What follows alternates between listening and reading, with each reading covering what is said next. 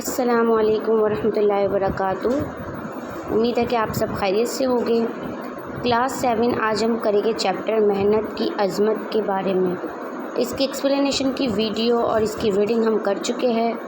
آج ہم کریں گے مختصر سوالات۔ تو آپ کے سامنے مختصر سوالات شو ہو رہے ہیں، آپ ان کو اچھی طرح دیکھ لیجئے، پڑھ لیجئے اور پھر اس کو اپنی کاپی میں فل کر لیجئے۔ تو سب سے پہلے سوال ہمارا ہے، محنت سے کیا مراد ہے؟ تو محنت کا مطلب کیا ہے کہ ہر چیز میں محنت کی جائے۔ کوئی بھی کام میں جب ہم محنت کریں گے تو اس کام کو پورا ضرور کیا جائے گا۔ تو یہاں آنسر اس کا یہی ہے کہ کسی کام کو تمام تر صلاحیتیں بروقار لاتے ہوئے انتہائی لگن اور توجہ سے سر انجام دینا محنت کہلاتا ہے۔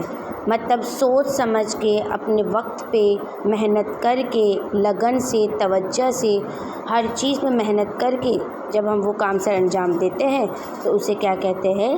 محنت کہتے ہیں۔ دوسرا سوال ہے، عامر امتحان میں کیوں ناکام ہوا؟ تو اس کا آنسر کیا ہے کہ عامر محنت نہ کرنے کی وجہ سے امتحان میں ناکام ہوا، جبکہ انہی کا ایک دوست تھا حارث نام کا، جو بہت محنت اور لگن سے پڑھائی کرتا تھا، اپنے امتحانات میں بھی محنت کرتا تھا، کلاس میں بھی محنت کرتا تھا، جو بھی کام کروایا جاتا تھا، جو کام ٹیچر کرواتی تھی اس کو محنت سے کرتا تھا، سنتا تھا اور اس پر عمل کرتا تھا۔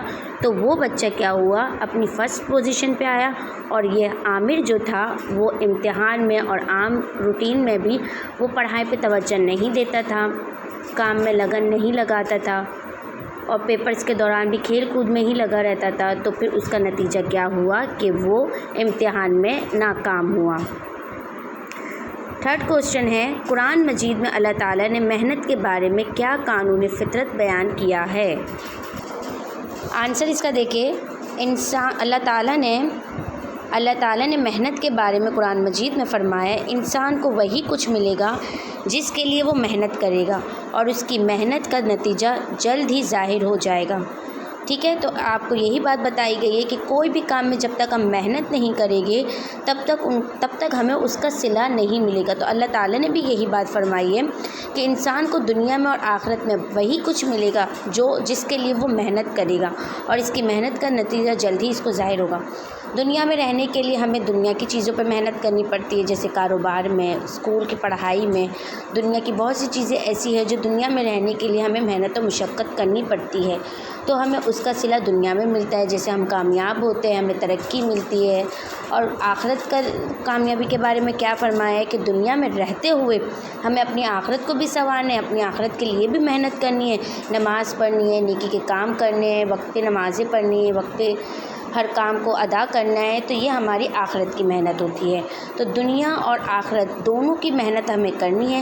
جب ہم دنیا اور آخرت دونوں کی محنت کریں گے تو ہمیں دنیا میں دنیا کی محنت کا صلہ ملے گا، اور آخرت میں آخرت کی محنت کا صلہ ملے گا۔